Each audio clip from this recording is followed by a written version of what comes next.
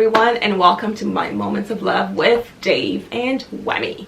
If you're coming here from our first part video, then you know what we're talking about. But if you just found our part 2 video, we are talking about our 5 years of marriage together and what we've learned and all the good stuff and all the bad stuff. We're being candid with you guys. So if you like this kind of video, please give me a thumbs up and let me know that you like it, and we can do more and see more of my husband on this channel, because he has disappeared from YouTube. Or go watch part 1 if you haven't already watched that. Exactly. So we're gonna get started with, we finished off our part 1 with the hardest part. We're gonna start this with the easiest part.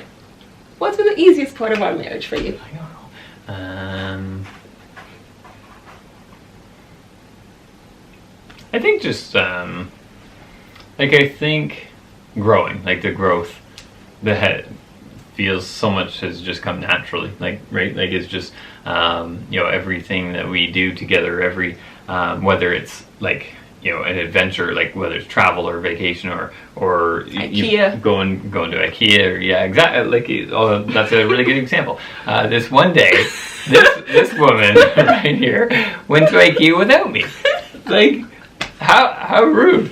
And Elia and I went to IKEA because we had a lot to do that weekend. So I was like, you know what, let me help Dave not have to do so much this weekend. Elia and I will go on Friday morning and get the things we need, bring it home and build it so that Dave doesn't have to, because he was really busy during that time, so that Dave doesn't have to do it. That was my thought. I was trying to be a good wife.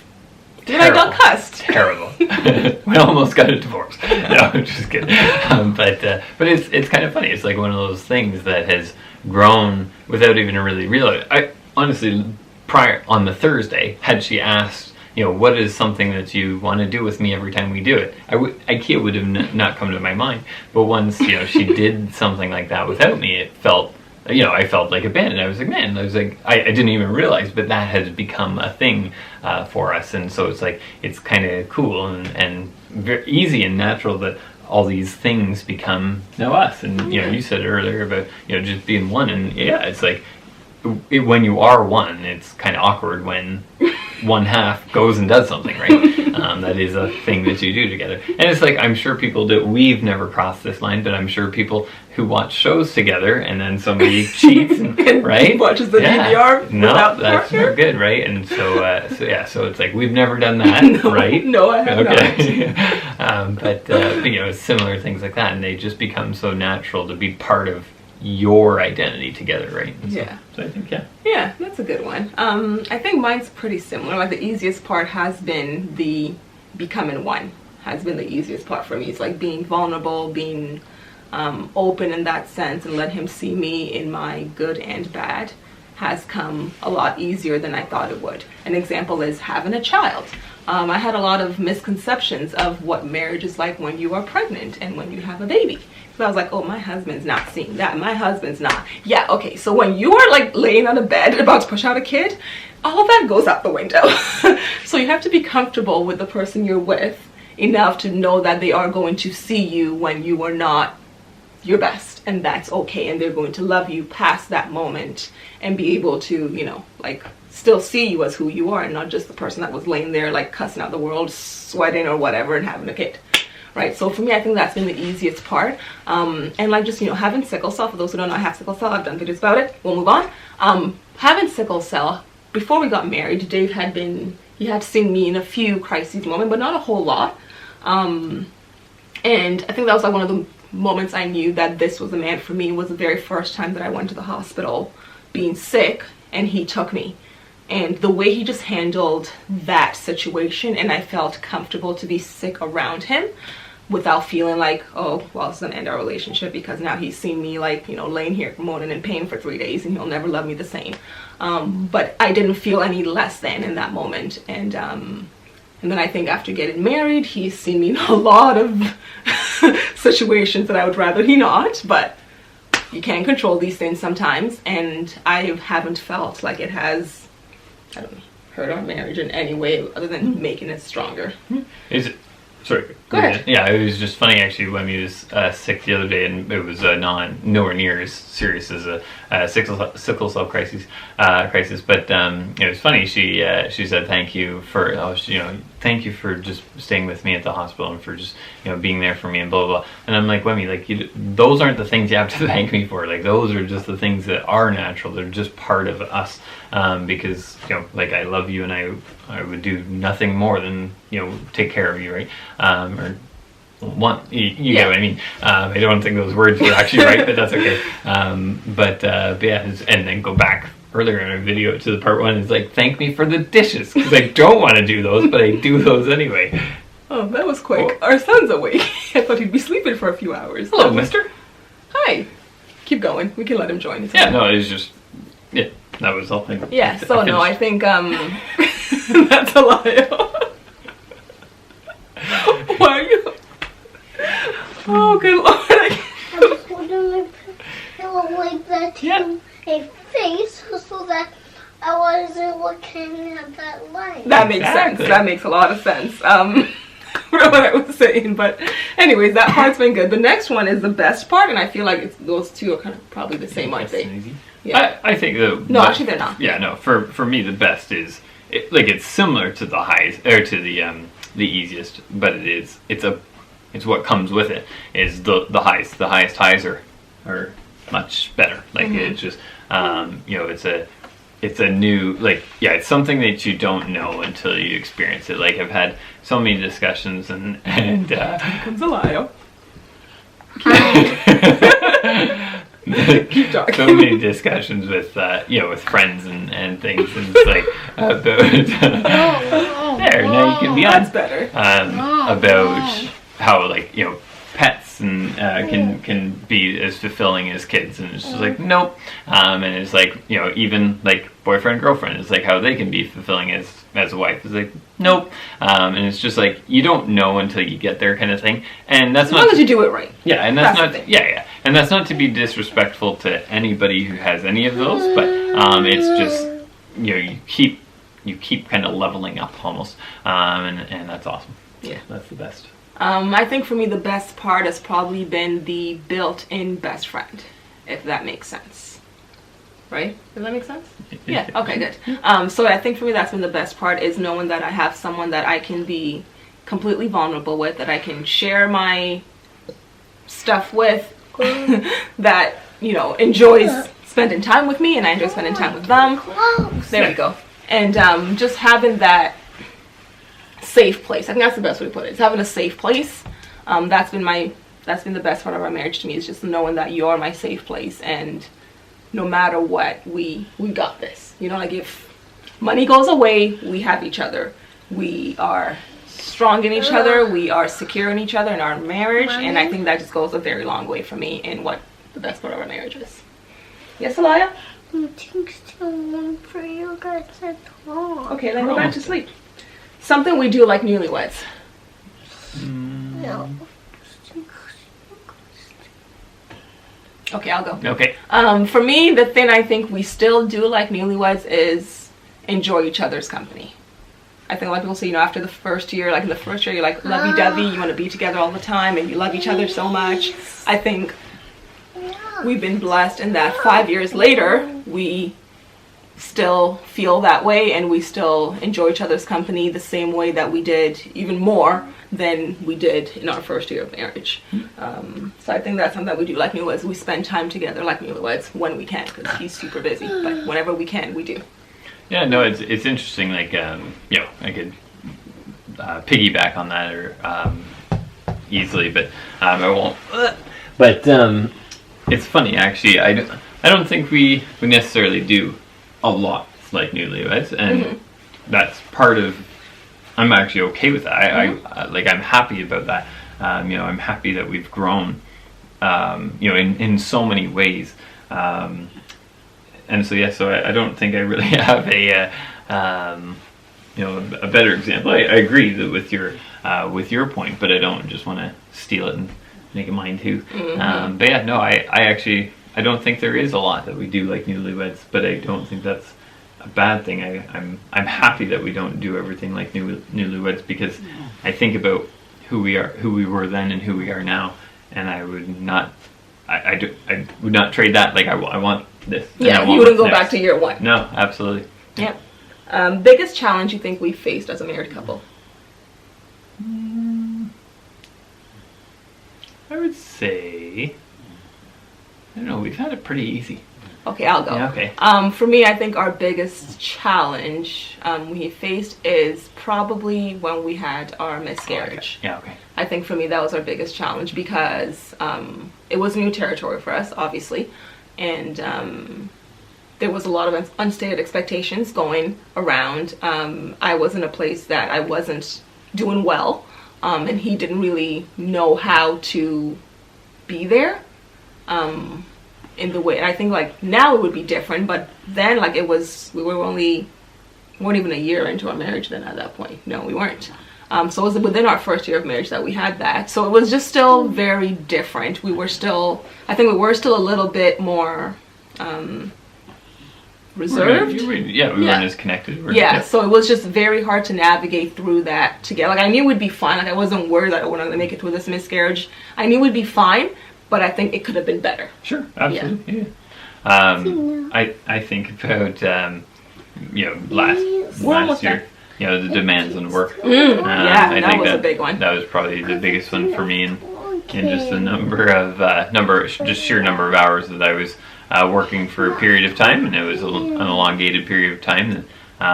It was, I think, almost a full year. No. Are you sure? Yeah, because it took the summer. I guess you took the summer off. But not off. Like you just didn't work.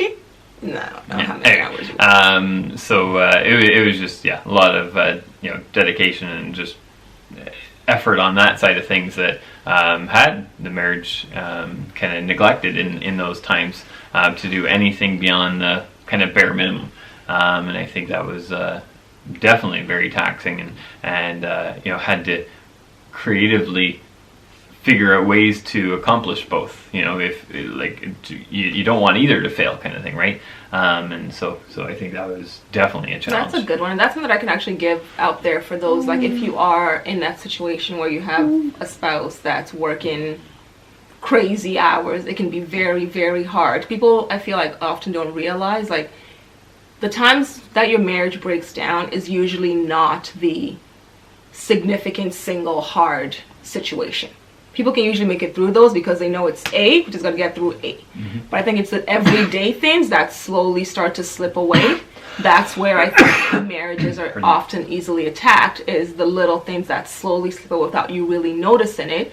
And next thing you know, you have this whole life that exists without your partner, and they have a life that exists without you, and then there's no us anymore. No one anymore. Yeah. So I think for us during that time when Dave was working very hard, we had to try to intentionally find us time, and it was very hard because, like he said, he didn't want to fail at his job, but at the same time we didn't want to fail at our marriage. So it was very hard to find, or being a parent, especially when you have a kid in the picture too. Yep. So it was very hard to find the us time and be intentional about it and still remain connected in different ways that we didn't normally do. Yep. And I just added an example is like, especially when you're a parent as well, because then you have three things, right? And so you don't want to fail any of the three, and it's very easy to make what feels like a good decision of putting your kids first, but that's not necessarily the best decision, because if the marriage falls apart, then the kids, that's not it's not a good necessarily example for good, them. right? And so trying to keep both at the top as well, right? Like it's very hard. But. Yeah. One other question. It's two more, but this one. Seeing your spouse. I have spouse, magnifying glass, and glass shattering. So I think what I was going for there was, what do you think your spouse, like what trait or characteristic has your spouse kind of shattered in you? Like, for example, like maybe you thought you were patient, and then you got married and realized, I am not a patient person at all. Like glass shattering moments. Gosh, I don't know. You can't think of anything? I don't know. Yeah, get me rolling here, maybe. I think actually, I think what I can think about for me is like I thought, and I don't know if this is just exclusive to you. It's not exclusive to you. I know that it's not. I thought I was better at handling illness, I'd say, in others. And after becoming a parent and a wife, I realized I was not as good as I thought I was in those moments. It takes extra thought and effort for me to be better at those things, because it's just things like, for example, like I can't do puke. I can't do my own puke, much as someone else's puke. I just don't do it. I hate when I have to throw up. I'm just like, oh God, everyone get away from me. This is disgusting. Sorry, sweetheart, just wait. So I just have a harder time doing that care for others, even like when it's this little man here who has thrown up about 3 times in his entire life, and all 3 were directly on me, like literally just all over me, and he was never around. I think you were around for one of them. Two of them you were not around. For 2 of them I was around, yes. Okay. But yeah, so for me, I think that was a, hey, shh. You want to go play then? Go get your leapfrog and come back. So I'd say that was probably like my glass shattering view of myself, was thinking that I was very good at those things and realizing that I am not. That's fair. It's funny because I'm just so stuck on my jerk friends who glass shatter my vocabulary and saying things like theoretically over and over again, and then now I hear so often myself, because I stopped saying theoretically, or not stopped, but I very much reduced using it, but then I find myself replacing it with another word, and genuinely had been the one for a while. I don't know what I'm in right now, to be honest, but it will start ringing in my ears, so that's the one I'm stuck on. But that wasn't you. Well, actually, you were part of it. Okay. You were in the conversations when it came out, kind of thing, right? We weren't together yet, but she was around because we worked together. But anyway, so I think that's just a funny one that I'm stuck on now. But no, in our marriage, I'm perfect, so I don't know. So there's the glass shatter moment for you, Dave. You are not perfect. No, that's just wrong. Thanks, buddy. You guys probably didn't hear that Elias said you are perfect. Mm-hmm. We build each other up.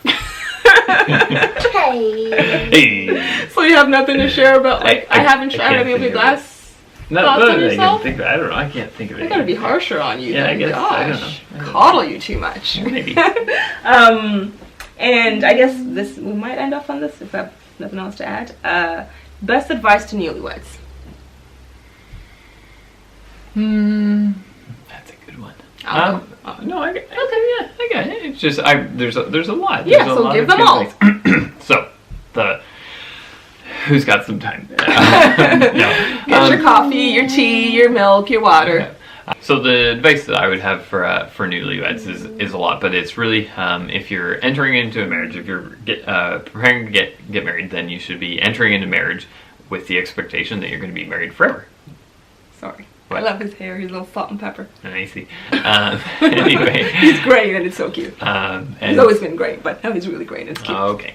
And so anyway, so if you're entering into marriage to be married for the rest of your life, then you should invest into it, making sure that it's the right person. And it's not even like you probably already know it's the right person. It's just making sure that now that you can grow with that person the right way.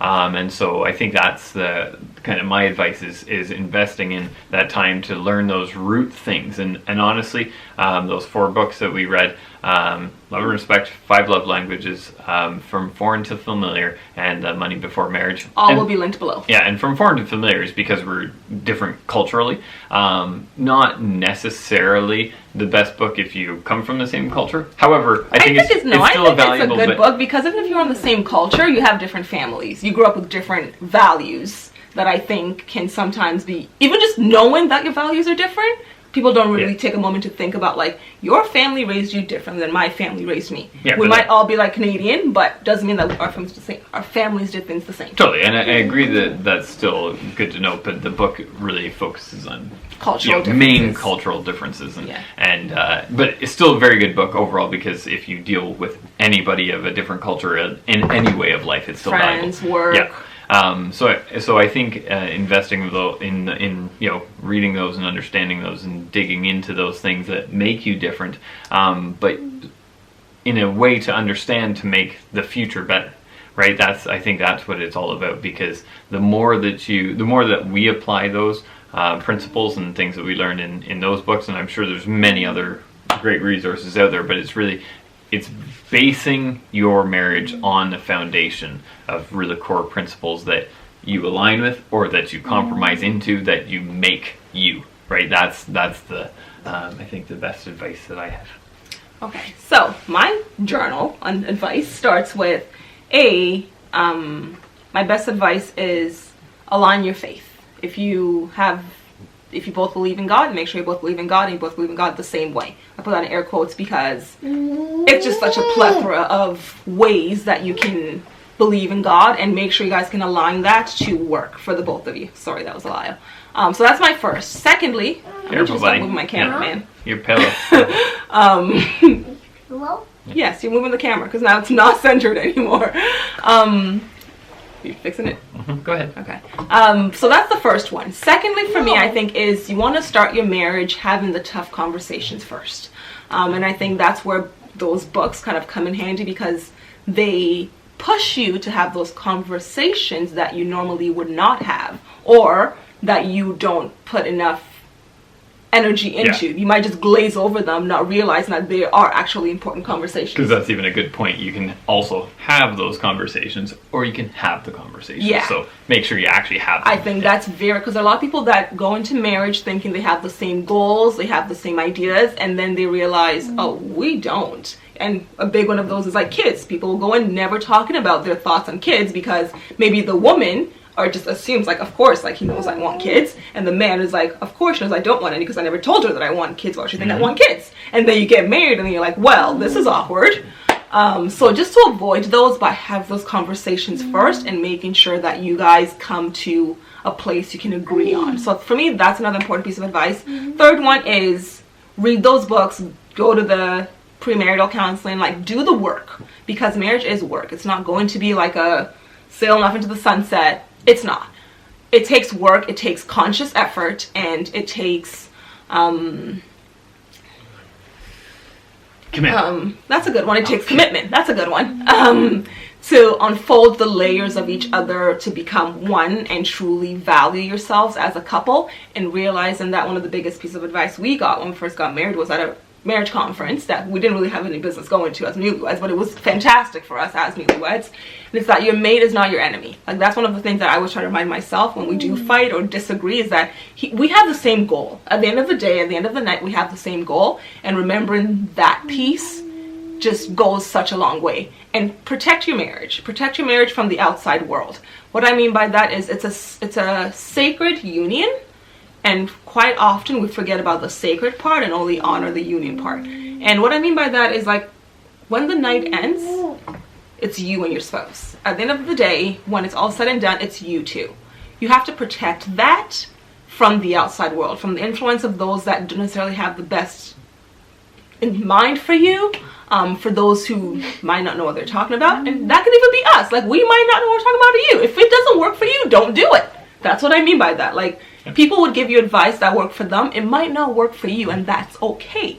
Do what works for you in your marriage. That's my key thing. So wait, if they take your advice, they shouldn't listen to you? Correct. Like, take my advice of not listening to me if what I'm telling you doesn't work for you. That's really all I mean. Like, if it doesn't work for you, if your spouse can read a book and get nothing out of it, don't force them to read a book, because they might get nothing out of it. And now you've done something that has no point in your marriage. For us, like, we had said wanted to read one book a year of our marriage. We haven't really hit that goal, to be honest. It wasn't we said that.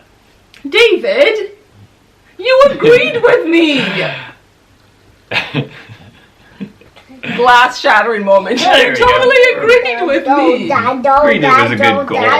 Yeah, so you agreed it was a good goal. Sure. Okay. I said we didn't do it. We haven't done it. Well, I know. But you said the way it came out, it made it sound like it was like part of our vows, like commitment. I see. Yeah.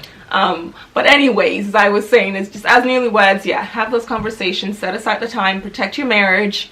And I'm going to give a piece of advice right now that a lot of people might not agree with, but a lot of people might. Depends on how you do your marriage. For us, we do our marriage biblically. So for us, that means God first, then us, then our child, and then the world. So with that, and the world is like, there's still layers in there. It's not like everybody else just clumped together. There's still layers of importance in there. So for us, that's kind of what I'm trying to get at, is just we do our marriage biblically. So for us, that means that we are the most important ones to each other.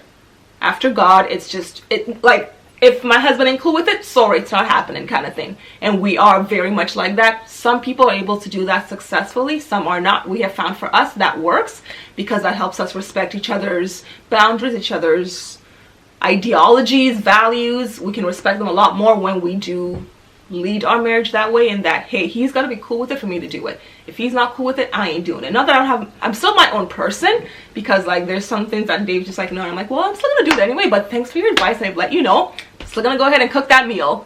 Like, it's simple things like that. Like I might be like, I want to cook fish. Dave doesn't like fish, and he's gonna tell me, I don't want fish. I'm like, well, we're gonna have fish tonight because you need some fish in your life, okay? So even things like that, just being aware of all of those things and protecting your marriage. That's my long advice. If you guys have any questions for us on our marriage, for more videos like this, let me know below. I think it's much easier. I've told you guys this in a previous video that I'm switching our video format into more sit-down videos, because vlogs are just very hard for the way our lifestyle is right now. It's become impossible to truly vlog properly.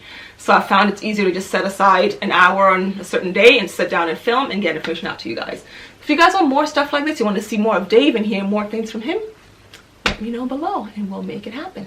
Appreciate it. If you guys like the beard, give it a thumbs up. If you don't like the beard, don't give it a thumbs down. Just skip over. Just comment. Just go to the next video. Just comment shave. Yeah, comment share if you don't like the beard. If you like the beard, hashtag beard gang or beard life. I'm not even sure. Beard gang? What's the beard? There's a beard hashtag. Beard? No. What is the beard? There's a beard hashtag that I can't remember right now, but it exists. Anyways, so if you like the beard, put that hashtag below. And if you don't, tell them to shave. I like the beard.